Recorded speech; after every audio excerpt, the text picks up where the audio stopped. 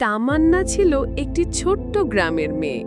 ছোটবেলা থেকেই তার চোখে ছিল একটাই স্বপ্ন, সে বড় হয়ে একজন পাইলট হবে। গ্রামের সবাই হাসতো, বলতো, মেয়ে হয়ে আকাশে উড়বি, এটা কি কখনো সম্ভব?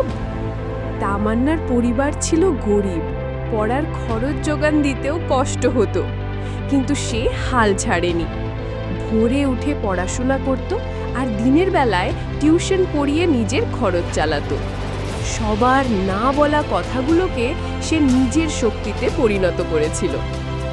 একদিন বহু চেষ্টা আর সংগ্রামের পর সে ভর্তি হলো এক নামকরা ফ্লাইট একাডেমিতে। প্রথমবার বিমানের ককপিটে বসে তার চোখে জল চলে এলো।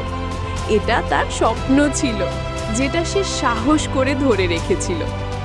কয়েক বছর পর সেই তামান্নাই হয়ে উঠল দেশের প্রথম নারী কমার্শিয়াল পাইলটদের একজন।